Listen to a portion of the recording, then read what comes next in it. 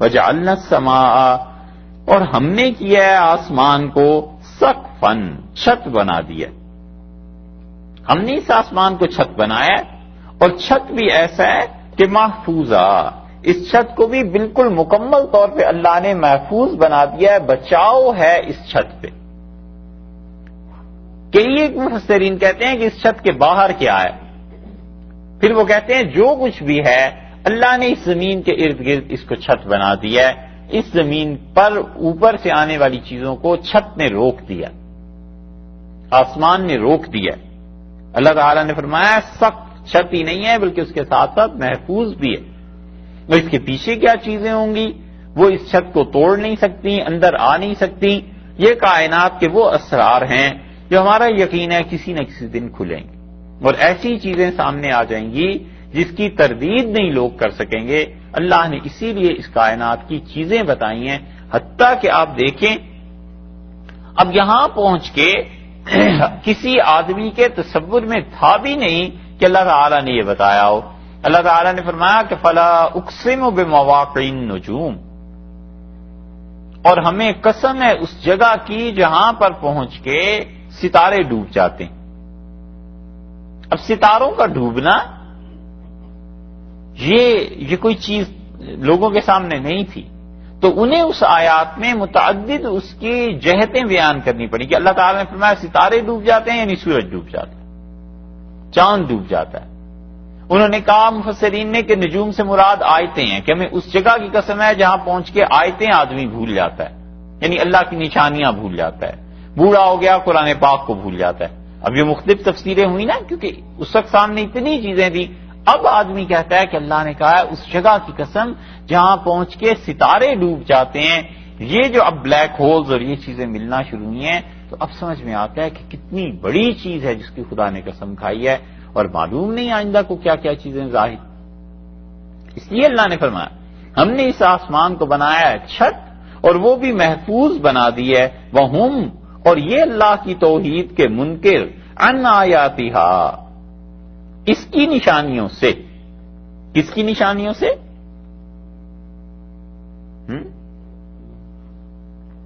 نہ، یہ ہا کی ضمیر ہے مؤنث، اور اللہ تعالی نے قرآن میں کہیں بھی اپنے لیے مؤنث کی ضمیر استعمال نہیں کی. اللہ تعالی نے اپنے لیے مذکر ہز ہی کو استعمال کیا، ہر کو استعمال نہیں کیا.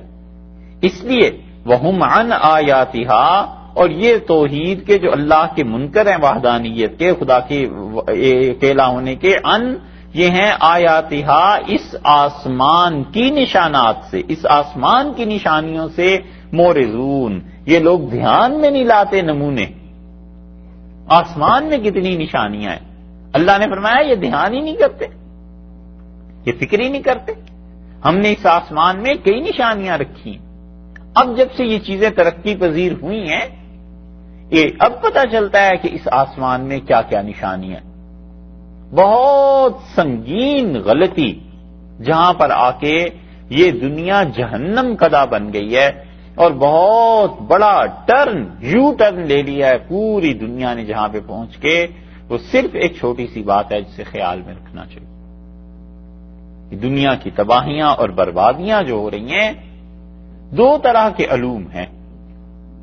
ایک سارے وہ علوم ہیں جن کا تعلق خالصتاً فزکس سے ہے، فزیکل سائنسز جتنی،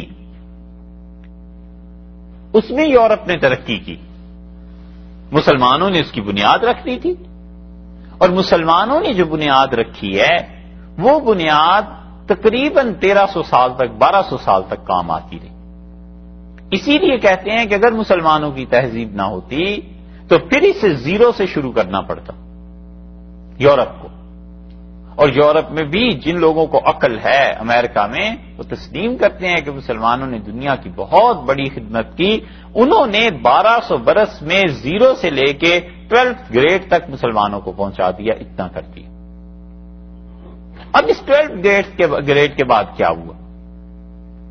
اب دنیا نے سفر کرنا شروع کیا اس پٹری پر جو یورپ نے بچھائی تھی، اور ان سب چیزوں کا تعلق فزیکل سائنس سے تھا، فزکس سے تھا.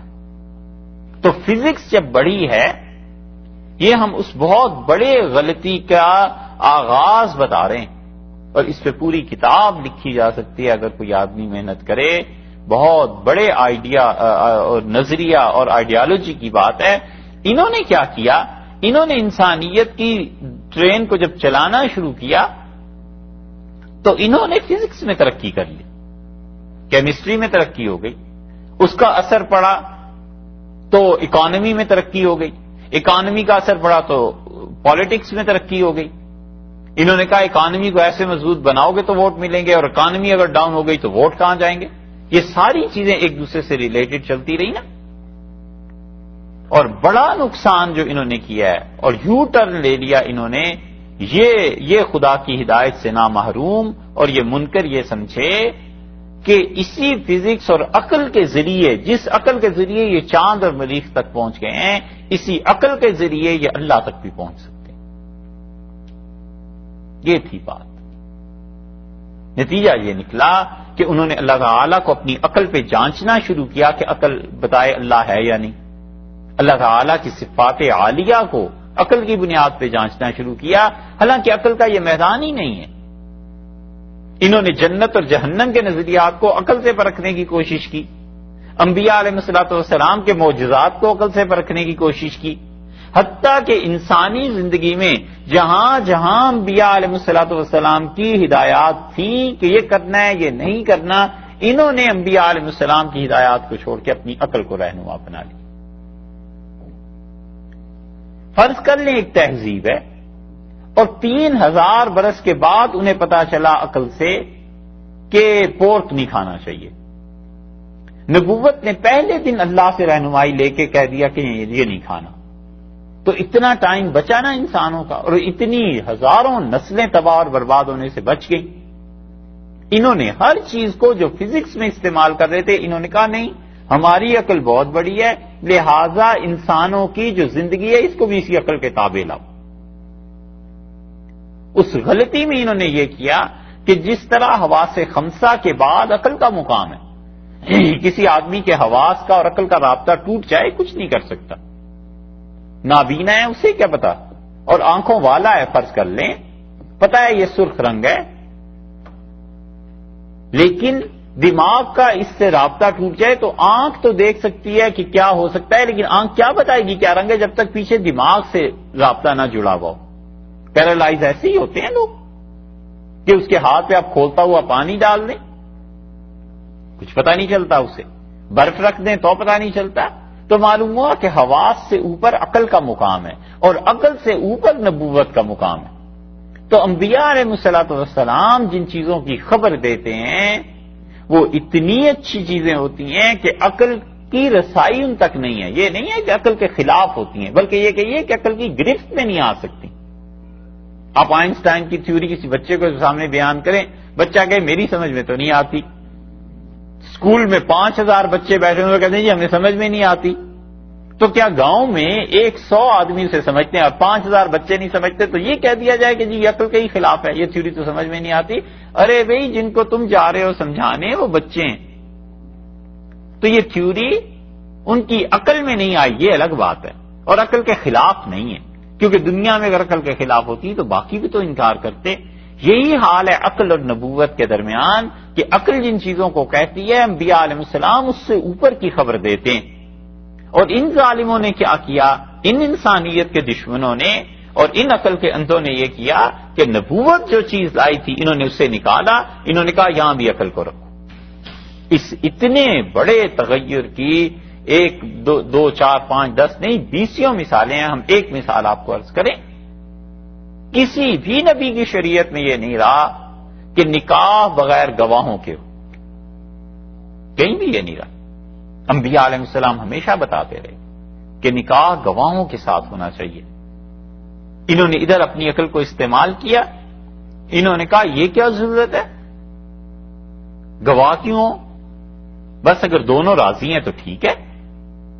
اور اس کے نتیجے میں بے حیائی کا وہ طوفان دنیا میں برپا ہوا کہ اس گندے نالے سے آج دنیا کا کوئی شہر کوئی گاؤں اس کی گندگی سے محفوظ نہیں رہا. یہ ایک چیز تھی نا جس میں انحراف کیا نبوت سے، اور ان سے بھی پھر بڑے پیدا ہو گئے جنہوں نے کہا کہ سرے سے اس نکال کی بھی کیا ضرورت ہے، جیسے ہی رہتے رہو۔ یہ بھی تو اب تحریکیں چل پڑی نا کہ اس کی بھی ضرورت نہیں کہ کوئی چرچ میں جائے اور کوئی مندر میں جائے اور کوئی مسجد میں جائے اور کوئی گواہ تو خیر پہلے ہی نکل گئے، ان کا اس کی بھی ضرورت نہیں ہے، ویسے ہی رہتے رہو۔ یہ انہوں نے کیا کیا تھا؟ یہ انہوں نے عقل کو ان چیزوں میں استعمال کرنا شروع کر دیا جو چیزیں دماغ سے تعلق نہیں رکھتی تھیں، جن کا تعلق نبوت سے تھا۔ اس کی ایک اور مثال دیکھ لیں، انبیاء علیہ السلام میں سے کسی ایک نبی علیہ السلام نے کبھی بھی اپنی امتوں کے لیے حرام گوشت یہ جائز قرار نہیں دیا۔ اسی لیے سورہ نعام اگر آپ کو یاد ہو، اللہ کیسے بار بار کہتا ہے اس گوشت کا، اس ذبیحے کا، یہ ذبیحہ یہ میرے نام پہ ہو، یہ ایسے ہو، یہ ایسے ہو۔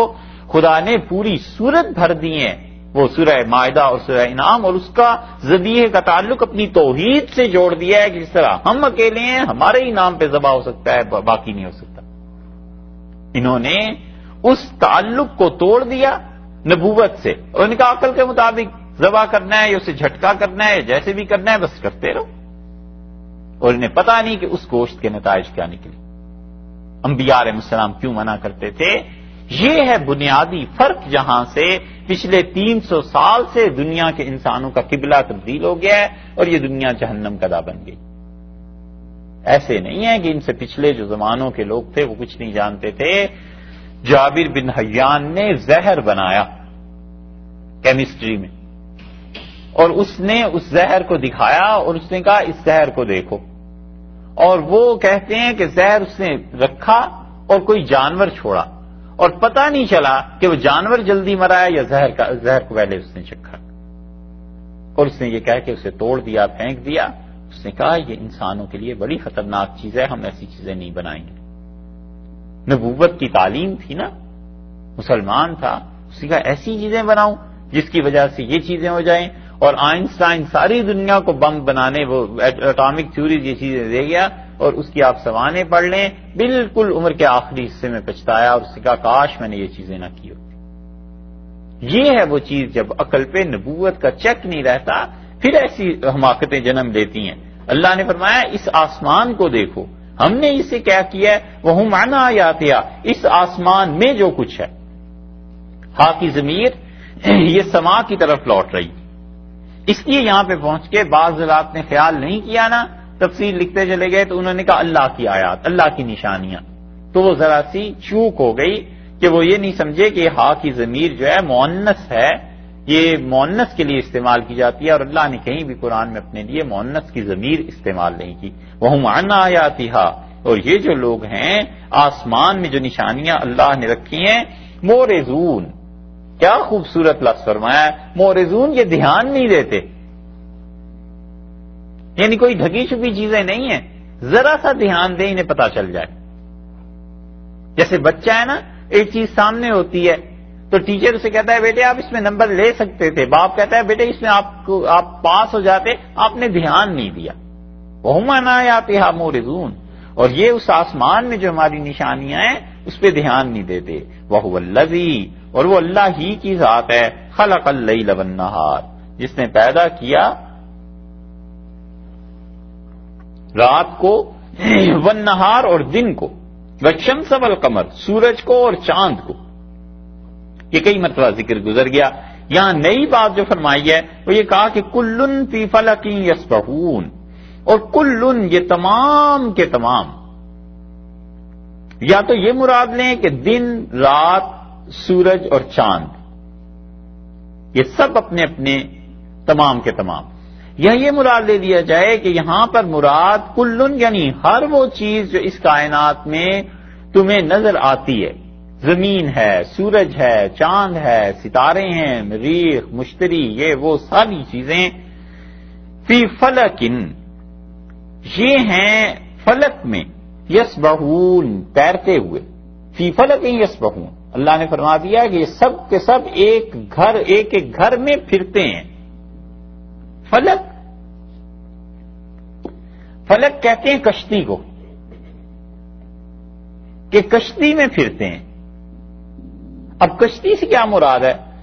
مفسرین کہتے ہیں کہ ایک موج ہے، جیسے سمندر کی ایک لہر اٹھتی ہے، ایسی کوئی چیز ہے، اور اس میں عرب یہ کہتے تھے کہ اس موج میں پوری کی پوری موج ہے، اور اس میں سورج، چاند، ستارے سب کے سب اس میں گزر رہے ہیں۔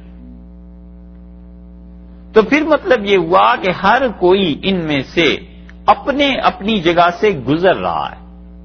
تو ستاروں کی گردش کا، ان کی گزرگاہ، بس یہ کوئی چیز ہے، ستارے اس گزرگاہ سے نکل رہے ہیں، ٹریولنگ کر رہے ہیں، ستارے بھی کسی طرف جا رہے ہیں، سورج بھی جا رہا ہے، چاند بھی جا رہا ہے، زمین بھی جا رہی ہے، یہ سب کے سب جا رہے ہیں۔ ایک تفسیر تو یہ کی گئی۔ اسی لیے اللہ جانے ان عربوں کو کہاں سے خبر ہو گئی تھی، یہ لگتا ہے کوئی پرانی تہذیب جو تباہ ہوئی ہے، اس کے بعد کچھ آثار ہوں گے ان کے پاس جو یہ تصور لائے ہیں کہ وہ کہتے ہیں کہ اس دنیا میں جو گزرگاہیں ہیں اس کائنات میں وہ کشتی کی طرح کی ہیں، اس لیے ہم اسے فلک کہتے ہیں۔ تو فلک سے مراد کشتی، اور کشتی سے مراد وہ گزرگاہ جہاں سے یہ ستارے چل رہے ہیں، جس طرف کو جا رہے ہیں وہ کوئی ایسی چیز ہے کہ کشتی سے مشابہت رکھتی ہے۔ اور یہ یسبحون گردش کرتے ہیں، چکر کاٹتے ہیں، اور یہ گردش اتنی شدید، اتنی تیزی سے ہے کہ جیسے کوئی چیز مسلسل گھومتی ہے۔ اس لیے زمین پر چلنے کے لیے تسبیح کا لفظ استعمال نہیں ہوتا۔ سباح کہتے ہیں تیراک کو، سوئمر، سباح کسی کا تیرنا، چاہے وہ ہوا میں تیرے یعنی اڑے، ہم اڑنا کہتے ہیں نا، وہ کہتے ہیں چاہے ہوا میں تیرے چاہے پانی میں تیرے، اسے کہتے ہیں سباح۔ اور سباح کا دوسرا مطلب بہت زیادہ تسبیح کرنے والا، تیرنے والا۔ یہ تو لغت میں ترجمہ ہو گیا ڈکشنری میں، اور ایکچولی ہم کہیں گے سباح بہت زیادہ اللہ کی تعریف بیان کرنے والا، تسبیح بیان کرنے والا۔ تو یہاں پر تسبیح تو مراد ہی نہیں ہے اللہ کی حمد و ثنا، بلکہ مراد یہ ہے کہ کلن فی فلک یسبحون، اور ان میں ہر کوئی جو ہے وہ اپنے اپنے مدار میں، ایک تفسیر کے مطابق تیر رہا ہے، گردش کر رہا ہے، مسلسل گردش ہے، مسلسل گردش ہے، تم اس تک نہیں پہنچ سکتے۔ اور یا یہ کہ وہ مسلسل ٹریولنگ کر رہا ہے، گولائی میں نہیں، گھومنے میں نہیں، اتنی تیز رفتاری سے جا رہا ہے، اتنی تیز رفتاری سے جا رہا ہے کہ تم اس کو سوچ نہیں سکتے۔ اور یہ ہے وہ نظریہ جسے ابن عربی رحمۃ اللہ علیہ نے پیش کیا ہے، اور اسے کہتے ہیں تجدد امثال۔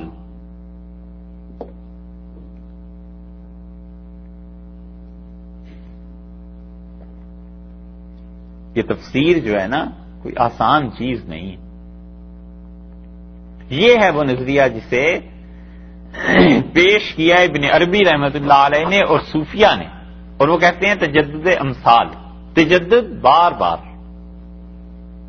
کسی چیز کا پیدا ہونا، تجدید ہونا، نئے سرے سے وجود میں آنا، اور امثال آسانی یہ سمجھ لیے کسی چیز کا نیا وجود۔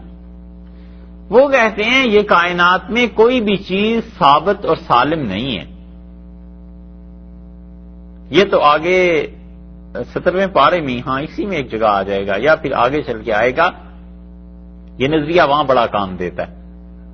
وہ کہتے ہیں اس کائنات میں کسی چیز کا بھی وجود اپنی جگہ پر برقرار نہیں، بلکہ انسان، پوری دنیا، پوری کائنات اللہ کی تجلیات کی زد میں ہے۔ خدا کی ایک تجلی پڑتی ہے سب کچھ مٹ جاتا ہے، دوسری پڑتی ہے سب کچھ حاضر ہو جاتا ہے، تیسری پڑتی ہے پھر مٹ جاتا ہے، چوتھی پڑتی ہے پھر حاضر ہو جاتے ہیں۔ اور یہ اتنی مسلسل عمل ہو رہا ہے کہ کوئی آدمی نہیں جانتا، اس میں سے کوئی چیز نہیں جانتی کہ کب بنے کب مرے، اور ٹھیک جس لمحے جس کی موت آنی ہوتی ہے اس پہ وہ تجلی آ کے رک جاتی، موت کی تجلی پڑی رک گئی، اس کے بعد حیات کی تجلی اس پہ نہیں پڑی۔ اور اس سے بھی باریک بات وہ کہتے ہیں کہ یہاں پہ اس سے تجلی پڑی، یہ چیز فنا ہو گئی، اور اس کو باقی رکھنے کے لیے دوسری تجلی جو تھی وہ فرض کر لو 10,000 میل دور جا کر پڑی، تو یہ چیز ایک سیکنڈ میں یہاں تھی، دوسرے سیکنڈ میں وہاں پہنچی۔ آیا خیال؟ یہ اسے کہتے ہیں تجدد امثال۔ وہ کہتے ہیں کہ پہلی تجلی یہاں پڑی تھی، اس نے ساری کائنات کو کھینچ دیا، مار دیا، سب لوگ فنا ہو گئے، اور اس کے بعد دوسری تجلی جو پڑی تو اس میں اللہ نے یہ فیصلہ فرما دیا کہ یہ جو پاکستان میں تھا اسے امریکہ اب پہنچنا ہے، تو جب دوسری تجلی پڑی تو دوسری تجلی میں وہ امریکہ بیٹھا ہوا، اور یہ اتنی جلدی ہوا ہے کہ اس کو ادراک ہی نہیں ہو سکتا، پتہ ہی نہیں چل سکتا۔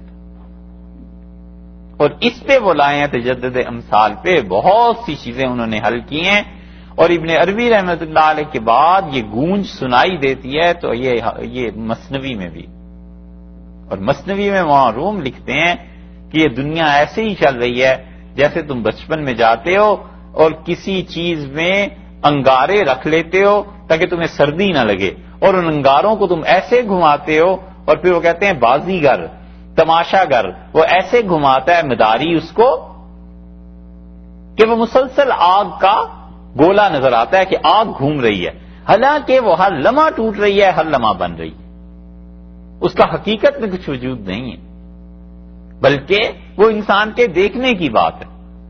تو یہ تجدد امثال کا جو نظریہ ہے نا، اس نظریے پر بہت سے لوگوں نے پھر لکھا ہے آگے چل کے کہ یہ کائنات ہے آخر کیا چیز، لیکن افسوس ہے اب مسلمان ایسے نہیں رہے، اب کوئی نہیں نظریات کو پڑھتا۔ اسی زمانے میں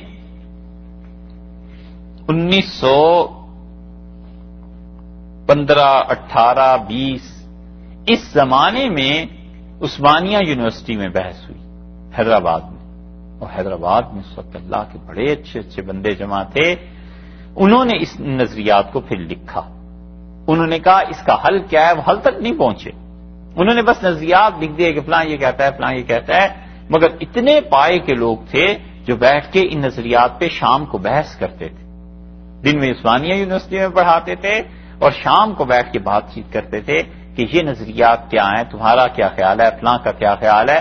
اور وحدت الوجود کے جو داعی تھے، خاص طور پہ مولانا محمد حسین صاحب ون پڑھتی، وہاں جگہ ہے کوئی ہے نا، وہاں کے تھے مولانا محمد حسین صاحب رحمۃ اللہ علیہ، وہ اس چیز کے بڑے حق میں تھے اور انہوں نے بڑے زبردست دلائل دیے، انہوں نے کہا یہ تجدد امثال کا نظریہ بالکل ٹھیک ہے، وحدت الوجود کے وہ داعی تھے اور ابن عربی کے شارح تھے، اور ابن عربی رحمۃ اللہ علیہ کے اتنے بڑے شارح اور ان کے ترجمان اور ان کی باتوں کو سمجھنے والے ہمارے علم میں نہیں کہ ان کے بعد کوئی آدمی پیدا ہوا ہو، انتقال ہو گیا ان کا، بہت مدت ہوئی، اب تو لوگ ان کے نام کو بھی نہیں جانتے، ایسے ہی ہے نا، حیدرآباد والوں سے پوچھو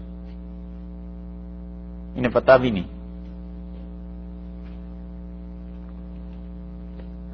تو اس لیے ایک نظریہ یہ ہے کہ یہ سب کے سب چل رہے ہیں، ساری چیزیں چل رہی ہیں، کہاں جائیں گی آگے، ہے کیا، زمین کدھر جا رہی، سورج کدھر جا رہا ہے، چاند کدھر جا رہا ہے، کچھ معلوم نہیں ہے کہ آگے چل کے کیا ہوگا۔ اب آئیے بلیک وہ ہولز کی تھیوری، یہ سب اس طرف سفر کر رہے ہیں اور وہاں چلے جائیں گے، اس کے بعد کیا ہوگا اللہ ہی جانے، کوئی اور تھیوری نکل آئے گی، کیا چیز ہوگی، مگر اس کائنات کے اسرار و رموز سوائے اللہ کا کوئی نہیں جانتا، اتنی پیچیدہ، اور پیچیدہ تو کیا خیر، انسان کو اللہ نے بڑی ہمت دی ہے، مگر اتنی وسیع ہے کہ زمانہ جب تک لوگ ٹائم میں ٹریول نہیں کریں گے تب تک لوگوں کو پتہ نہیں چلے گا۔ ٹائم میں ٹریول کریں، مثلا یہاں سے گئے اور 10,000 سال ایک منٹ میں طے ہو گئے، 50,000 سال کے فاصلے پہ پہنچ گیا، لوگوں کو یہ کوشش کرنی چاہیے، ہے نا، نہیں؟ اس کے لیے جیالوجی میں صاحب کوئی دیکھیں آپ پیمان، ہاں کیا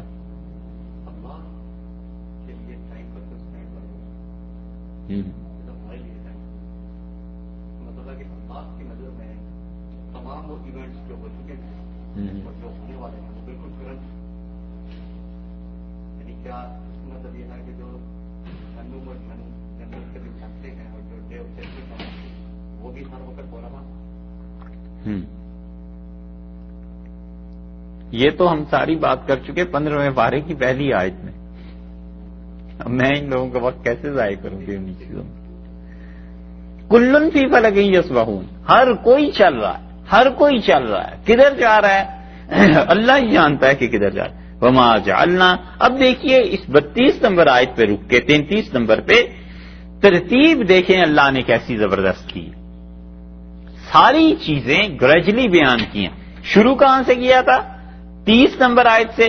کیا تم نے غور نہیں کیا آسمانوں پر اور زمین پر؟ یہ دونوں آسمان اور جو تھے اور زمین، یہ سب ایک ہی چیز تھے، ان میں کوئی چیز الگ الگ نہیں تھی. ففتقناہما، ہم نے اپنی دست قدرت سے ان دونوں چیزوں کو الگ کر دیا. ہم نے اتنا ان میں تصرف کیا، ہم نے اتنا دخل دیا اس کام میں، ہم نے اپنی قدرت سے آسمان کو الگ کر دیا، زمین کو الگ کر دیا. اور پھر یہ بند تھے دونوں، اپنی اپنی ضروریات کو یہ سامنے نہیں لا رہے تھے، اپنے اپنے اثرات کو، ضروریات تو نہیں اثرات کو. تو ففتقناہما، ہم نے دونوں کو کھول دیا. اوپر سے بارش برسی، زمین سے چیزیں پیدا ہونے لگیں. وجعلنا من الماء كل شيء حي، اور ان آسمانوں سے اور زمین سے پہلے پانی تھا. ہم نے ہر چیز کو قوت دی ہے پانی سے، ہم نے ہر چیز کو زندہ کیا ہے. وجعلنا فی الارض رواسیا، اب زمین و آسمان الگ ہوئے تھے، پانی دا زمین پہ آ گئے. فرمایا اس زمین کو دیکھو، ہم نے اس پر بڑے بڑے پہاڑ پیدا کر دیے. انتمیدہ بہم، کہیں یہ زمین تمہیں لے کر چل پڑے، کہیں نکل جائے اپنے مدار سے، کسی سیارے سے جا کے ٹکرا جائے تو تمہارا کیا بنے. ہم نے یہ مہربانی کی. وجعلنا فیہا فجاجا، اور پھر ہم نے اس کائنات کو بسانا تھا نا، ہم نے پہاڑوں کے درمیان راستے مقرر کر دیے تاکہ تم ایک دوسرے سے مل سکو، یہ دنیا آباد ہو جائے. لعلہم یہتدون. وجعلنا السماء سقفا محفوظا، زمین کا ذکر ہو گیا، پھر آسمان کی طرف چلے گئے. فرمایا آسمان کو تم کیا سمجھتے ہو؟ ہم نے جو دونوں کو الگ کیا ہے تو کیا آسمان کو بیکار؟ نہیں، اسے تو ہم نے چھت بنا دیا تھا. اب اس چھت نے اس زمین کی حفاظت کر لی. یہ تفسیر حتمی نہیں ہے، کوئی آخری چیز نہیں ہے کہ واقعی چھت نے زمین کی حفاظت، یعنی اس کو چاروں طرف سے گھیر لیا ہو. بس اللہ نے اتنا ہی کہا ہے کہ حفاظت کر لی. اب اس کے بعد حفاظت کی کیا ڈیفینیشن ہے وہ وقت آئے گا جب سامنے آئے گی. اب تک تو ہم اتنے ہی سمجھتے ہیں کہ اللہ تعالیٰ نے اس زمین کو چاروں طرف سے گھیر دیا آسمانوں سے. اب ان آسمانوں کے باہر کیا ہے؟ کیا یہ کائنات ہر لمحہ وسیع ہوتی جا رہی ہے، پھیلتی چلی جا رہی ہے، یا یہ کہ یہ سمٹ رہی ہے، آگے آتا ہے ایک جگہ؟ یہ کیا ہو رہا ہے اس دنیا میں؟ اللہ نے کہا تم سوچو، ہم نے یہ کیا ہے. اور پھر آسمانوں کے بعد کیا ہوا؟ وَهُمْ عَنْ آيَاتِهَا مُعْرِضُونَ، دھیان نہیں دیتے یہ ہماری نشانیوں کی طرف، ہمارے پتے ہیں. اللہ کو دیکھو، اس نے پھر کیا کیا؟ دن کو، رات کو، سورج کو، چاند کو، سب چیزوں کو پیدا کیا. كُلٌّ فِي فَلَكٍ يَسْبَحُونَ، ہر کوئی اپنے اپنے خلا میں مسلسل گردش میں ہے، مسلسل روش میں ہے، چل رہا ہے یا گھوم رہا ہے. یہ ساری ترتیب کے بعد نبوت پہ جو اعتراض تھا اسے لے آئے. اللہ کی توحید یہ قابل اعتراض تھی تمہارے نزدیک، ہم نے اس کے دلائل دے دیے. اتنا زیادہ رسول اللہ صلی اللہ علیہ وسلم سے ضد اور چڑ ہو گئی تھی کہ وہ دعائیں دیتے تھے کہ کسی طرح تو مر جائے، کسی طرح تو اس دنیا سے والعیاذ باللہ چلا جائے، ہماری جان چھٹ جائے.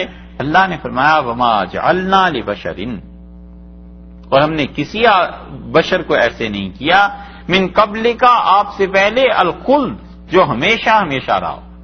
کسی آدمی کو ہم نے ہمیشہ ہمیشہ کی زندگی تو نہیں دی. ہمیشہ کا جینا یہ تو اللہ ہی کے ساتھ ہے. اللہ کے علاوہ اس کائنات میں کوئی چیز ایسی نہیں ہے جو چیز ہمیشہ رہے. اللہ ہی کی ذات ہمیشہ رہتی ہے. یہ جو اتنی بد دعائیں دے رہے ہیں، افا امتا، کیا آپ انتقال کر جائیں، فہم الخالدون، تو یہ باقی رہ جائیں گے؟ سو کیا اگر آپ انتقال کر گئے تو یہ رہ جائیں گے؟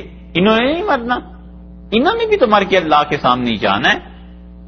اس لیے اللہ تعالی نے اس بات کی اس میں بھی تردید کر دی. یہ جو ہیرو کا لفظ ہے نا، کبھی آپ اس کی اصل دیکھیں تو یہ مشرکین کے ہاں، قدیم رومنز کے ہاں اور ان یونانیوں کے ہاں، اور اسی کا اثر ہندوستان اور مصر میں بھی، یا مصر سے یہ شرک منتقل ہوا تھا. یہ ہیروز کہتے تھے ان لوگوں کو جن پہ موت نہیں آتی. ترقی کرتے کرتے کرتے کرتے ایک ایسے مقام پہ پہنچ گئے کہ اب اس پہ فنا آئے گی نہیں، موت آئے گی نہیں، یہ تو ہمیشہ کے لیے ہو گیا. اللہ نے اس شرک کا رد کر دیا. اللہ نے فرمایا کہ اچھا، ہم نے تو کسی بشر کو ایسے کیا ہی نہیں کہ اس پہ موت نہ آئے. یہ اس پہ موت کا آنا خود اس کی دلیل ہے کہ وہ مخلوق ہے. اس لیے اللہ کے علاوہ اس کائنات میں کوئی بھی چیز ایسی نہیں ہے جس کے لیے ہم یہ کہیں کہ وہ ہمیشہ سے ہے یا ہمیشہ رہے گی.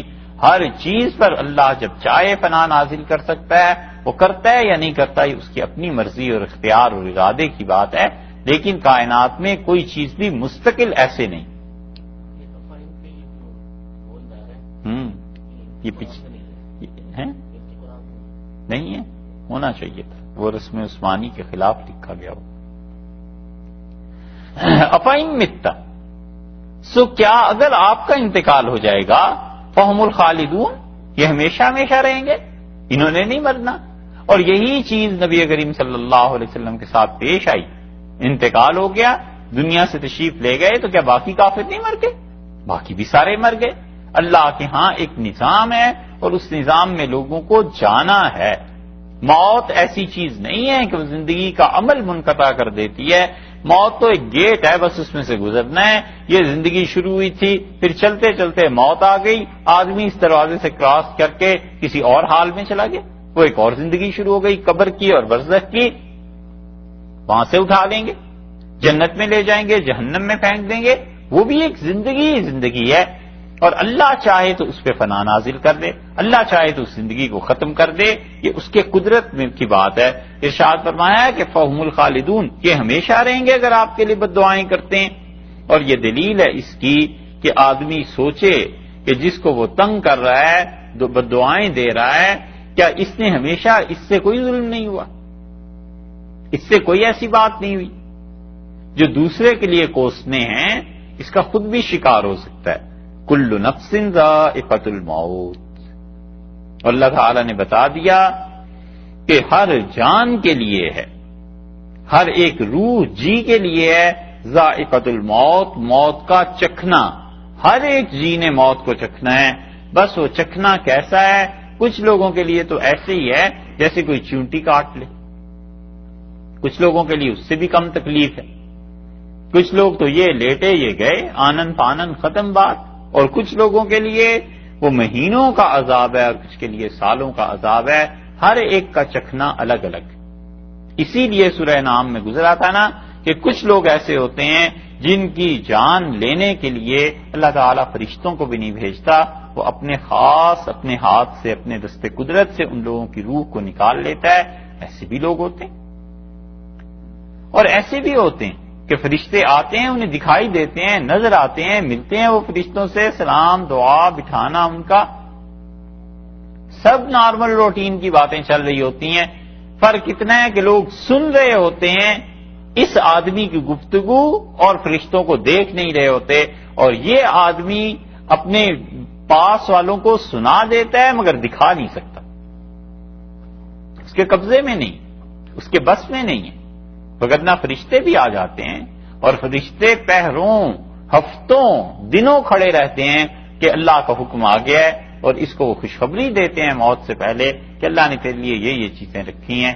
اور پھر اس خوشخبری کی وجہ سے اس کی روح چاہتی ہے کہ جلدی نکلے، اور اللہ تعالیٰ کے فرشتے اسے بتاتے ہیں کہ اللہ نے جو وقت مقرر کر دیا ہے تم اس سے پہلے کہیں نہیں جاؤ گے، بس وہ وقت متعین ہے، آئے گا اور تمہیں ہم لے جائیں گے. اسی لیے رسول اللہ صلی اللہ علیہ وسلم نے فرمایا کہ اس کی روح لپیٹ دی جاتی ہے اچھے ریشم کے کپڑے میں، اور جب وہ آسمانوں کی طرف لے کر جاتے ہیں تو فرشتے اس کے لیے استقبال کرتے ہیں. اور فرشتے کہتے ہیں کہ اس روح کا آنا بڑا اچھا ہوا. ہزاروں لاکھوں آدمی ہیں جن کی روحیں جاتی ہیں ہر روز، ہر دوسرے دن، تیسرے دن. کتنی تعداد ہوتی جاتی ہوگی، روزانہ کتنے ہزار آدمی مر جاتے ہوں گے. یہ اللہ کا پورا ایک نظام ہے. اللہ نے فرمایا موت تم نے چکھنی. اور اسی طرح سختی بھی ہوتی، اور وہ سختی اگر مومن کے لیے ہو تو اس کے گناہوں کو معاف کرا دیتی ہے، آگے قبر اس کی اچھی ہو جاتی ہے، حتیٰ کہ قبر کا عذاب گناہ کو معاف کرا دیتا ہے، آخرت اچھی ہو جاتی ہے، مگر یہ پروسیس جاری رہتا ہے۔ یہ چیزیں حدیث میں آیا ہے، رسول اللہ صلی اللہ علیہ وسلم ایک یہودی کے ہاں گئے اور وہ سب جانتے تھے کہ یہ اللہ کے رسول ہے، اور اس کی جان نہیں نکل رہی تھی اس لڑکے کی، تو آپ نے اس کے باپ سے کہا کہ اگر تم اجازت دو، نہ رسول اللہ صلی اللہ علیہ وسلم نے اس لڑکے کو کہا، آپ نے کہا تم میری نبوت کو مان جاؤ اور رسالت کو، تمہاری جان آسان ہو جائے گی، اور اللہ کی توحید کو مان جاؤ۔ تو اس نے اپنے باپ کی طرف دیکھا، گویا کہ اس نے باپ سے پوچھا کہ اگر تم اجازت دو تو میں ان کو مان لوں، تو اس نے ہاں میں سر ہلا دیا، مطلب یہ کہ ٹھیک ہے تم اقرار کر لو، اور پھر اس نے رسول اللہ صلی اللہ علیہ وسلم کی رسالت کا اقرار کیا اور اس کی جان نکل گئی۔ اور حدیث میں آتا ہے آپ باہر گئے اور آپ نے کہا اللہ کا شکر ہے کہ انقذہ بی من النار، اللہ نے اس کو میری وجہ سے جہنم سے بچا لیا۔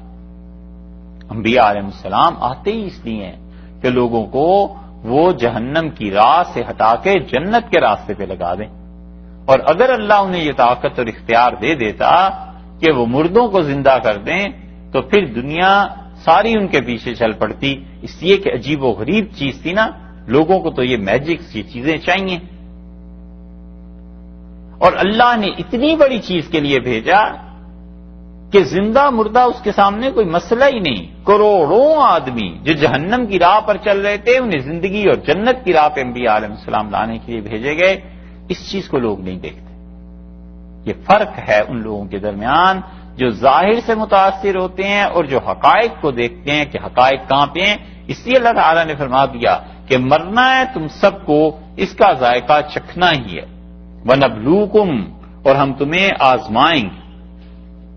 تین چیزیں اس آیت میں بتا دی، ایک تو یہ بتا دیا کہ ہر ایک کے لیے مرنا لازم ہے، موت ضروری ہے، اس سے تم بچ نہیں سکتے۔ دوسرے وَنَبْلُوكُمْ، اور ہم تمہیں آزمائیں گے، جانچتے ہیں، بالشر والخیر، برائی سے اور بھلائی سے، برائی اور بھلائی سے جانچتے ہیں، تمہارا امتحان لیتے ہیں۔ یہاں برائی اور اچھائی سے مراد گناہ اور نیکی نہیں کہ گناہ کے ذریعے آزماتے ہیں یا نیکی کے ذریعے آزماتے ہیں، کیونکہ نیکی کے ذریعے آزمانے کا پھر کیا مطلب رہے گا۔ اس شر اور خیر سے مراد مفسرین کہتے ہیں زندگی میں جو حالات آدمی کی خواہشات کے مطابق ہوتے ہیں وہ خیر، اور جو اس کی خواہشات کے خلاف ہوتے ہیں وہ اپنے لیے اسے شر سمجھتا ہے۔ اللہ نے کہا ہر قسم کے حالات میں رکھ کر ہم تمہیں آزماتے ہیں، فتنہ یہ تمہاری آزمائش ہے۔ نبلوکم کے لفظ میں اگرچہ خود آزمائش کا تصور تھا، لیکن اس کو مزید پختہ کرنے کے لیے فتنہ کا لفظ لے آئے کہ ہم تمہیں آزماتے ہیں، اور فتنہ کہتے ہیں اس آزمائش کو جس میں آدمی کے لیے اپنے دین پہ قائم رہنا دشوار ہو جائے، وہ ہے فتنہ۔ اتنی مصیبت آ گئی کہ اب اللہ تعالیٰ کا ہی انکار کر دیتا، اتنی پریشانیوں نے گھیر لیا کہ الیاذ باللہ وہ خدا کو نامناسب لفظ کہتا۔ یہ سب آزمائش کی چیزیں، اور اللہ نے بتایا ہے کہ تمہاری زندگی میں پیش آئیں گی، تم اپنے آپ کو سنبھال کے رکھنا، ایسے نہ ہو کہیں ہماری نافرمانی کی وجہ سے کفر پہ چلے جاؤ، کہیں اور چیزوں پہ چلے جاؤ۔ یہ ہم آزماتے ہیں لوگوں کو، دیکھتے ہیں کہ کون آدمی آزمائش میں کتنا پورا اترتا ہے۔ بس بات اتنی ہی ہے کہ اللہ کی طرف سے آزمائش ہوتی ہے، اور آزمائش جب پوری ہو جاتی ہے تو پھر بندے کے لیے آسانی آسانی ہے۔ اللہ تو دیکھتا ہے چند ایک دن کہ یہ میرا بندہ، اس کا رجحان، اس کا طریقہ کار کیا ہے، اور جب بندے کا طریقہ ٹھیک ہو جاتا ہے پھر وہ اس آزمائش کو بھی ہٹا لیتے ہیں۔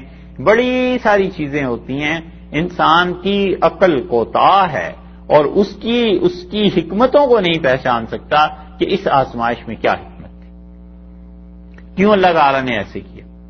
کئی برس کے بعد سمجھ میں آتی ہے، کبھی کبھی موت کے وقت بھی سمجھ میں نہیں آتی، موت کے بعد جا کر پھر جب حالات کھلتے ہیں پھر پتہ چلتا ہے کہ ہاں اس وقت اگر یہ ہو جاتا تو یہ تو بہت مصیبت ہو جاتی۔ اللہ نے مجھ پہ کرم کیا ہے، مہربانی اور احسان کیا کہ اس وقت یہ شدت اور تنگی تو تھی، مگر یہ تنگی نہ ہوتی تو پھر اس سے بڑی مصیبت ہو جاتی۔ دو چیزیں. تیسری بات فرمائی وَإِلَيْنَا تُرْجَعُونَ، اور تم لوگ لوٹ کر ہمارے ہی پاس آؤ گے. بس زندگی، موت، اس کی ابتدا اور زندگی کے حالات، تینوں چیزوں کو جمع کر دیا کہ ایک تو مرنا ضروری ہے، تمہاری آزمائش ضروری ہے، اور تیسرے آخرت نے قائم ہونا ہی ہونا ہے. تم ہمارے پاس آؤ گے اور ہم تمہیں بتائیں گے کہ ہمارے پاس کیا چیز ہے تمہارے لیے، اچھائی یا برائی، کیا چیز تم کر کے آئے. ایک ایک چیز وہاں پر پہنچ کے پتہ چل جائے گی. یہ آیت پہلے بھی گزر چکی ہے. وَإِذَا رَآكَ الَّذِينَ، اور جب دیکھتے ہیں آپ کو کون؟ الذین، وہ لوگ، کفروا، جنہوں نے انکار کیا ہے، جو منکر ہیں، آپ کو دیکھتے ہیں، ان یتخذونک، تو کوئی کام نہیں آپ سے. ان نفی میں آ گیا، نہیں ہے یتخذونک، آپ سے کوئی کام، آپ سے کوئی واسطہ نہیں ہے ان کا، الا ہزوا، مگر یہ کہ ٹھٹھے، مذاق، ہنسی مذاق اڑانا آپ کا. انہیں کوئی کام نہیں ہے آپ سے مگر یہ کہ آپ کا مذاق اڑاتے ہیں. سنجیدہ ہوتے ہی نہیں کہ یہ اللہ کا رسول ہے علیہ الصلوۃ والسلام. اس کی بات سن لیں، ماننا نہ ماننا ایک الگ بات ہے، مگر انسانیت سے بھی گرے ہوئے ہیں. جب آپ کو دیکھتے ہیں ہنستے ہیں، مذاق اڑاتے ہیں. یہ ہے وہ چیز جس کو اللہ تعالیٰ نے یہاں ذکر کیا ہے. تو یہ گویا ان کی بے ادبی کا ذکر کیا ہے. قریش میں بہت سے لوگ ایسے تھے جنہیں کوئی کام نہیں تھا، بس جب رسول اللہ صلی اللہ علیہ وسلم کو دیکھا مذاق اڑانے لگ گئے. ابن حبیب نے ایک سیرت لکھی ہے، کتاب المحبر، یہ اب چھپ گئی ہے، پہلے یہ نہیں ملتی تھی. اور انہوں نے ان کے نام لکھ دیے ہیں کہ کون کون قریش میں رسول اللہ صلی اللہ علیہ وسلم کا مذاق اڑانے میں بہت پیش تھے. 11 نام انہوں نے لکھے ہیں، اور ان میں خالد ابن ولید رضی اللہ عنہ کے دادا کا نام بھی لکھا ہے کہ یہ ایسا تھا جو رسول اللہ صلی اللہ علیہ وسلم کا مذاق اڑایا کرتا تھا. خالد بن ولید بن مغیرہ ہے اصل تو. مغیرہ جو تھا اوپر، خالد رضی اللہ عنہ کے والد تھے نا ولید، اور ولید کے باپ جو تھا مغیرہ، یہ رسول اللہ صلی اللہ علیہ وسلم کا مذاق اڑایا کرتا تھا. اسی طرح حارث ابن قیس تھا، یہ رسول اللہ صلی اللہ علیہ وسلم کا مذاق اڑاتا تھا. ہنسی، فکر کسنا، یہ انسانیت بھی نہیں تھی کہ ایک آدمی سے مخالفت ہے تمہاری تو ٹھیک ہے، سنجیدگی کی بات ہے، تم نہیں مانتے اس کی بات الگ بات، لیکن اس کو اس طرح مذاق کا نشانہ بنانا یہ کون سی چیز تھی. اور اسی طرح سے عمر بن العاص رضی اللہ عنہ کے جو باپ تھا، حضرت عمر بن العاص کا جو دادا تھا، عمر بن عاص بن وائل، یہ تھا وہ نسب. عاص بن وائل کے متعلق پہلے بھی آیات گزری ہیں نا، وہ بھی رسول اللہ صلی اللہ علیہ وسلم کا مذاق اڑاتا تھا. اور اسود تھا ایک. 4 نام یہ ہیں 11 میں سے. اور اسود ایک تھا مطلب کا بیٹا اور ایک عبد یاغوس کا بیٹا، دونوں. تو وہ دونوں ایسے تھے جو رسول اللہ صلی اللہ علیہ وسلم کا مذاق اڑاتے. 6 اور آدمی کے نام دیا، 11 آدمی انہوں نے لکھے ہیں خاص طور پہ قریش میں جو مذاق اڑاتے تھے. تو مسلمانوں نے کوئی چیز چھوڑی نہیں، جو چیزیں بھی انہیں ملی ہیں اپنے حق میں تھی یا مخالفت میں تھی، لکھتے چلے گئے ہیں کہ یہ تھی تہذیب ان کی. اور مذاق کس چیز کا آگے آیا ہے. کہتے تھے کبھی کہ اچھا یہ ہے جسے نبوت ملی ہے، اچھا مکہ مکرمہ اور طائف جیسے بڑے شہر، ان میں اور کوئی ملا ہی نہیں، خدا کو یہی یتیم ملا تھا. کبھی مذاق اڑاتے تھے اور کہتے تھے اچھا تمہارا یہ خیال ہے تم پہ خدا وحی نازل کرتا ہے. اچھا بھئی اگر تم پہ وحی نازل ہوتی ہے تو یہ مکہ مکرمہ میں ایک عرصے سے پانی کی بڑی شکایت اور تنگی ہے، کوئی چشمہ ہی خدا سے کو بہا دے، کوئی اللہ سے بات کر کے یہاں دریا ہی لے آؤ. اس قسم کی مذاق کی باتیں. اور اس ہستی سے، جس ہستی کو اللہ نے آئندہ آنے والی پوری دنیا کی ہدایت اور اس کی مخالفت کو گمراہی قرار دیا تھا، یہ اس کے ساتھ ان کے رویے تھے. اسی لیے لوگ وہ جو ہے نا لوگوں کو وزن ان کا نہیں محسوس کرتے. جب گمراہی آتی ہے تو وزن محسوس نہیں کرتے کافر.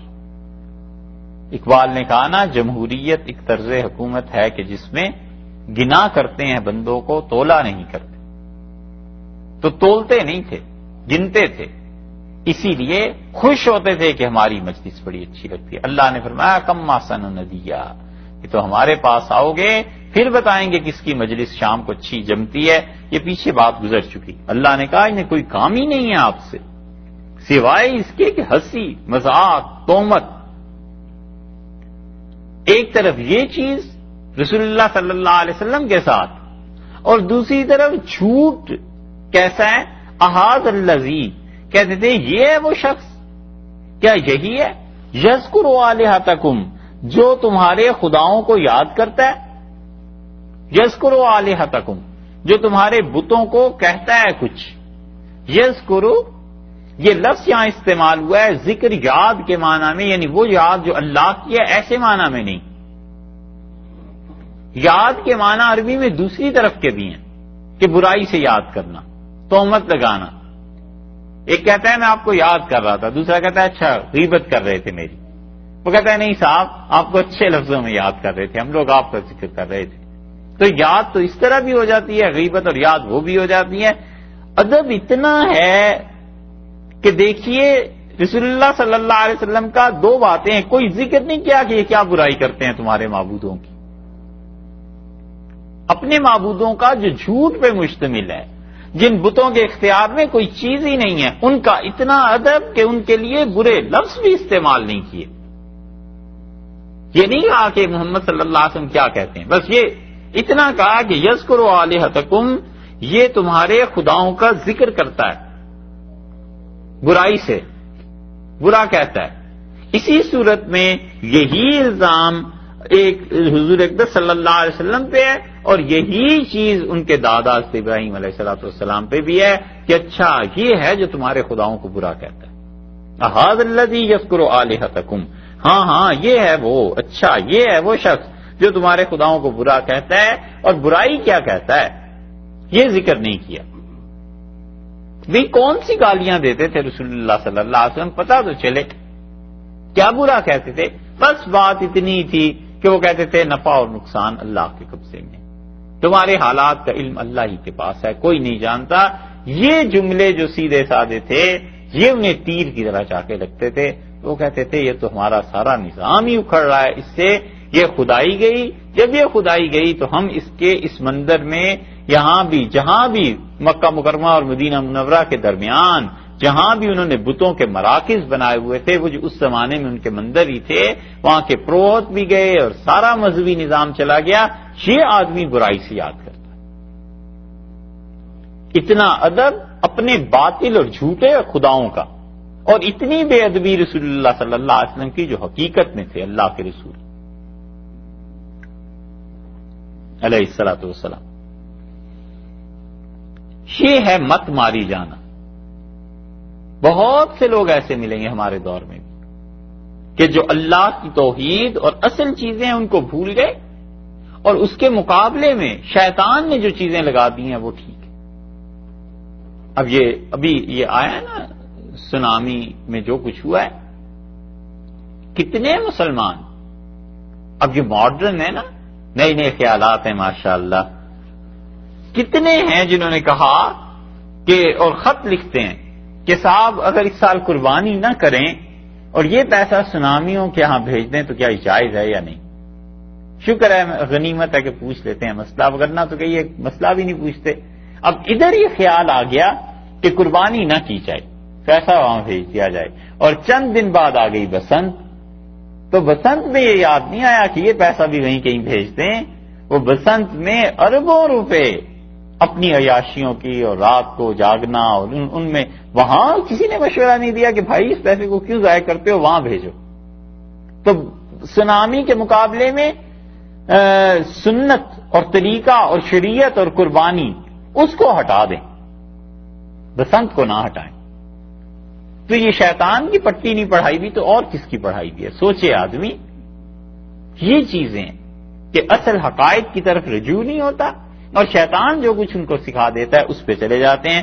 حضور اقدس صلی اللہ علیہ وسلم کی توہین علیہ باللہ اور مذاق اڑانا، اور وہ بت جن کے ساتھ کوئی تعلق واسطہ ہی کسی کا نہیں ہے، نہ قدرت کا نہ علم کا، ان کی اتنی تعظیم. اور اسی کے برعکس دوسری چیز اللہ کی تعظیم ہے. فقہا نے منع لکھا ہے اس بات کو کہ کوئی آدمی کفر کے جملوں کو دہرائے زیادہ. ایک ہوتا ہے ضرورت کے تحت اور ایک ہوتا ہے خام خواہ بغیر ضرورت کے کفر کے جملوں کو دہراتے رہنا.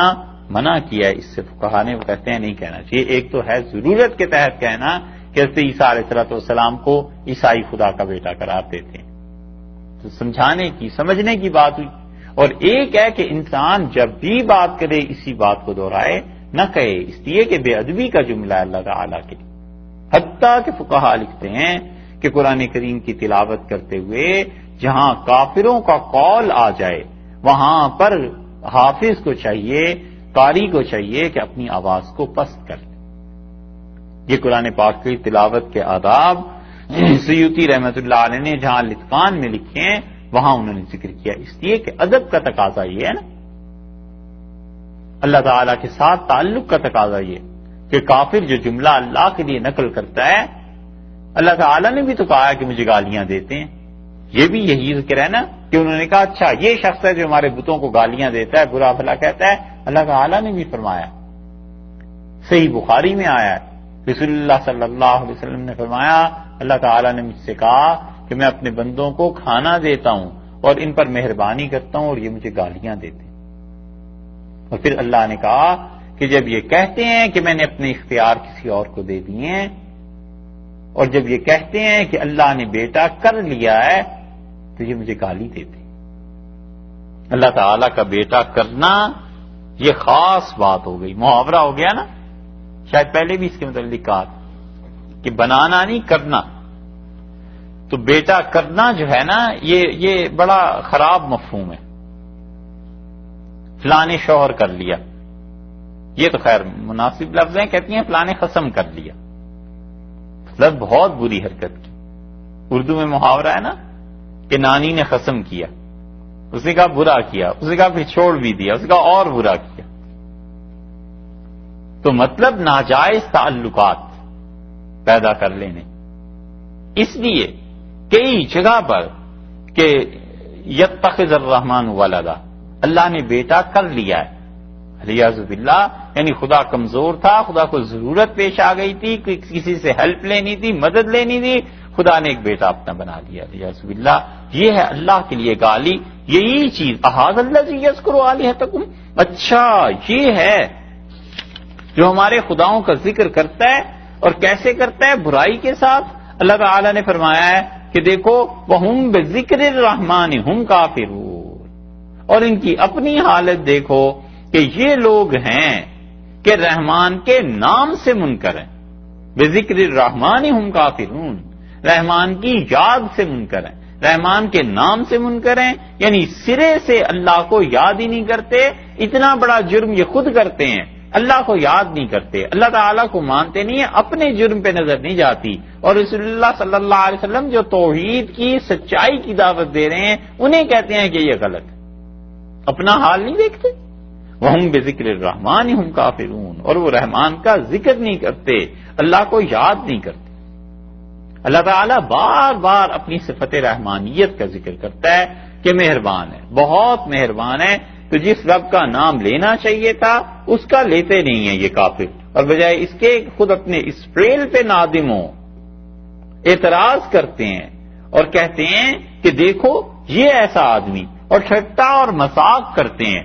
مذاق یہ کہ جب تک حضور صلی اللہ علیہ وسلم زندہ ہیں تب تک تو یہ دھوم ہے، اور جہاں یہ مرا پیچھے کچھ نہیں رہے گا.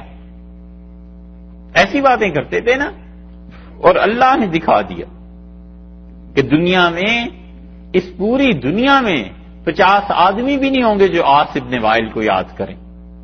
جو یاد بھی کرتے ہیں مسلمان ہی، مفسرین ہی، تفسیر میں ہی کبھی ذکر آتا ہے عاص ابن وائل کا، ورنہ کون جانتا ہے عاص ابن وائل کون تھا.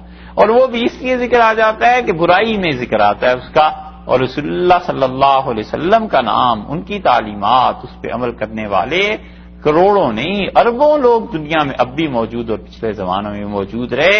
تو جس کا مذاق اڑاتے تھے اللہ نے اس کا ذکر مبارک بلند کر دیا، اور خود اپنا جرم اس پہ نظر نہیں گئی. وَهُمْ بِذِكْرِ الرَّحْمَنِ هُمْ كَافِرُونَ، یہ ایسے ہیں کہ رحمان کے نام سے منکر، اللہ کو جانتے نہیں، خلق الانسان، اور پیدا کیا گیا ہے انسان من عجل، جلدی سے.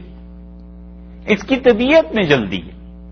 یا تو ہر انسان مراد ہے اور یا پھر کافر مراد ہے. عام طور پہ قرآن پاک میں الانسان جہاں آتا ہے اس سے کافر آدمی مراد دیا جاتا ہے عام طور. خلق الانسان من عجل، انسان پیدا کیا گیا ہے جلدی میں، جلدی سے. آدمی ہے جلدی کا، کہتا ہے سارے کام جلدی جلدی ہو جائیں. اور یہ در حقیقت بہت بڑی غلط فہمی ہے جس کا جواب ہے. آگے دیکھیے اللہ نے فرمایا سأوریکم آیاتی، میں تمہیں دکھاؤں گا ان قریب اپنی نشانیاں. اب دکھاتا ہوں تم کو اپنے نمونے. فلا تستعجلون، جلدی مت کرو، ہم دکھا دیں گے اپنے نمونے، اپنی قدرت کے نمونے، اپنے ہونے کی نشانیاں، اپنی ذات پاک کے ہونے کی جو دلائل ہیں وہ ہم تمہیں سمجھا دیں گے، تم جلدی مت کرو. اور انسان جلدی کا پتلا ہے. یہ دراصل بہت بڑی غلط فہمی جو انسانوں کی ہے اس کا جواب ہے. اور انسان کی غلط فہمی یہ ہے کہ یہ جس چیز کو دیکھتا ہے کہتا ہے کہ اس کے بعد اس کا رد عمل کیوں نہیں ہو گیا. ایکشن کے بعد وہ چاہتا ہے ریئیکشن فوری طور پر آئے، حالانکہ اللہ نے اس کے لیے مہلت مقرر کی ہوئی ہے. رات کو گھی کھایا اور صبح اٹھ کے آئینے کے سامنے کھڑے ہو گئے کہ چہرے میں سرخی آئی ہے یا نہیں. ارے بھی یہ ایک دم سے کیسے ہو سکتا ہے؟ اس کا کچھ پروسیس ہے، چلنے دو اسے. ایسا ہی ہے انسان، کہتا ہے جلدی آ جائے. دیکھا اس نے اس کو قتل کر دیا ہے، کہتا ہے بس اب اس پہ خدا کا عذاب آنا چاہیے، یہ تو شام تک مر جانا چاہیے، اس کا بیڑا غرق ہو جانا چاہیے. جب دیکھتا ہے برس 2 برس اس کو کچھ نہیں ہوا تو کہتا ہے بس اللہ کی بھی عجیب ہی کائنات ہے. علیہ باللہ. پھر خدا کو بتانے دینے لگتا ہے کہ خدا نے ان سب کو چھوڑ رکھا ہے، اللہ ایسے نہیں کرتا، ایسے نہیں کرتا. بھئی یہ کائنات تمہاری مرضی کے مطابق تھوڑا ہی چل سکتی، یہ تو مالک ہے، وہ دیکھتا ہے کہ کیسے. اسی لیے وہ کہتا ہے نا کہ مٹ جائے گی مخلوق تو انصاف کرو گے، منصف ہو تو اب حشر اٹھا کیوں نہیں دیتے. تو وہ حشر تو اٹھے گا، لیکن کب اٹھے گا اس میں کچھ وقت لگتا ہے. آدمی جتنی جلدی مچائے ہوئے ہوتا ہے ایسے نہیں ہوتا کہ ایک دم سے یہ چیزیں ہو جائیں. اگر یوں ہونے لگتا تو پھر تو اللہ تعالیٰ یہ کر دیتا کہ ہر آدمی کے ساتھ ایک فرشتہ لگا دیتا. جدھر اس نے کسی کو تنگ کیا فرشتہ ساتھ ہی تھپڑ مارتا، ادھر جھوٹ بولا ایک جوتا پڑتا، ادھر کسی نے غلط بات کر دی ایک گھونسا اس کے منہ پہ لگاتے. تو آدمی تو ایک دن میں صبح سے شام تک ہی ٹھیک ہو جاتا، شام کیا اس سے بھی پہلے ہی ٹھیک ہو جاتا. اللہ نے کہا نظام ایسے نہیں چلتے. خلق الانسان من عجل، انسان جلدی کا پتلا ہے، کہتا ہے جلدی جلدی ہو جائے. ایک جلدی کا ذکر پیچھے بھی آیا تھا نا کہ عجلت الیک ربی لترضی، اللہ میں جلدی جلدی آیا ہوں تاکہ آپ مجھ سے خوش ہو جائیں، راضی ہو جائیں. اللہ تعالیٰ نے فرمایا جلدی میں تو آ گئے ہو، پیچھے اپنی قوم کو بھی دیکھ لینا اب کیا ہوا ہے، اور وہ شرک میں مبتلا ہو. تو اس لیے جلدی ہے 2 قسمیں. ایک ہے کسی نیک کام کے لیے جلدی کرنا، اچھائی ہے، بہت اچھا ہے، خوبی ہے. ایک ہے جب وہ عمل شروع ہو جائے تو پھر جلدی کرنا، یہ غلط ہے. ایک آدمی جلدی کرتا ہے، کہتا ہے قربانی دینی ہے، عید آ رہی ہے، دیکھو پیسے کہاں رکھے ہیں، پیسے جمع کرو، آج کل ریٹ کیا چل رہا ہے، پوچھتا ہے، جاتا ہے، دمبا دیکھتا ہے، بکرا، جو چیز ذبح کرنی ہے، جلدی کر رہا ہے. مگر جب لے آیا اب اسے تو اب بیٹھ کے گھنٹے گننا کہ 24 گھنٹے رہ گئے، اب 23 گھنٹے رہ گئے، کب چھری پھیریں گے اس پہ اور کب یہ گوشت آئے گا. ارے بس کرو یار، اب شروع ہو گیا نا پروسیس، اس میں آرام سے. نماز کے لیے جلدی یہ کرنا کہ وقت داخل ہو گیا ہے، کتنے منٹ ہیں، گھڑی ہے، سب کچھ. اب جب نماز شروع ہی کر دی اللہ کی توفیق سے تو پھر اتنی جلدی پڑھنا کہ کوئی دروازہ بند کر کے آئے گھر میں واپس تو 4 رکعتیں ہو گئی، اور دیکھتے ہی دیکھتے 8ویں سلام پھرا اور چلو. ایسے نہ کرے. جب عمل وہ نیکی کا شروع ہو گیا اس میں اطمینان کرے، اللہ کے ساتھ تعلق رکھے، وہ ادب ہے، خدا کے ساتھ تعلق ہے. یہ ہے چیز کہ جلدی منع بھی ہے اور جلدی مطلوب بھی ہے. منع اس میں ہے کہ جب تم پروسیس نیکی کا شروع کر دو تو پھر جلدی نہ کرو. اور مطلوب جلدی وہاں ہے کہ آدمی فکر کرے، دھیان رکھے کہ کب یہ نیکی کے کام کرنے ہیں. اللہ تعالیٰ نے کافر کا بتایا ہے کہ اس کی طبیعت میں ایسی جلدی ہے کہ کہتا ہے ہاتھ کے ہاتھ یہ ساری چیزیں ہو جائیں، ابھی اس کی تباہی پھر جائے، ابھی جا کر بم گرا دے. کل حادثہ ہوا ہے، آج دنیا میں اٹامک وار شروع ہو جائے. کافر ایسے ہی ہے نا، ایسے ہی وہ چاہتا بھی ہے اور ایسے ہی وہ جلدی کے فیصلے کرتا ہے. اور لاکھوں آدمیوں کے خون بہانے کے بعد رپورٹس شائع ہوتی ہیں کہ جناب جو کچھ کیا آپ نے یہ غلط. تو اب جو غلطی آئی سامنے تو اب اس کا فائدہ کیا ہوا؟ اب جو کسی نے کہا کہ صاحب یہ جو کچھ کیا ہے یہ بنیاد ہی نہیں تھی، تو جو مر گئے ہیں ان کا ذمہ دار کون ہوگا اور یہ کیا چیزیں ہوں گی؟ یہ کافر اب بھی ایسی جلدیاں کرتے ہیں کہ جلدی کرو، نپٹاؤ، جیسے پتہ نہیں کہاں جانا، کیا کرنا ہے آگے، وقت بچ گیا چلو پھر تم نے کیا کر لیا آگے، اس کے بعد کوئی انسانیت کی فلاح و بہبود کا کوئی کام کیا ہے اس میں بھی کچھ نہیں. اللہ نے فرمایا یہ جو جلدی مچاتے ہیں نا، سأوریکم آیاتی، ہم تمہیں اپنی قدرت کے نمونے دکھا دیں گے، جلدی نہ کرو، ہم پکڑیں گے تو تمہیں دکھا دیں گے کیسی پکڑ ہوتی ہے، ہم تمہیں سمجھا دیں گے کہ یہ دیکھو یہ بدلہ جو اب لیا جا رہا ہے، فلا تستعجلون، تم جلدی نہ کرنا، ہم اپنی قدرت کے نمونے تمہیں دکھائیں گے کہ خدا کی پکڑ جب آتی ہے تو کیسی آتی ہے، خدا جب گرفت کرتا ہے تو کیسی کرتا ہے. اسی لیے مفسرین کی ایک روایت یہ بھی ہے کہ حضرت موسیٰ اور حضرت ہارون علیہ السلام نے اللہ سے دعا مانگی، وہ گزر چکی سورہ یونس میں، کہ انہوں نے کہا اللہ اس فرعون کو جب تک تو تباہ نہیں کرے گا، جب تک اس کا مال برباد نہیں ہوگا تب تک یہ ایمان نہیں لائیں گے، اللہ اسے مت چھوڑ.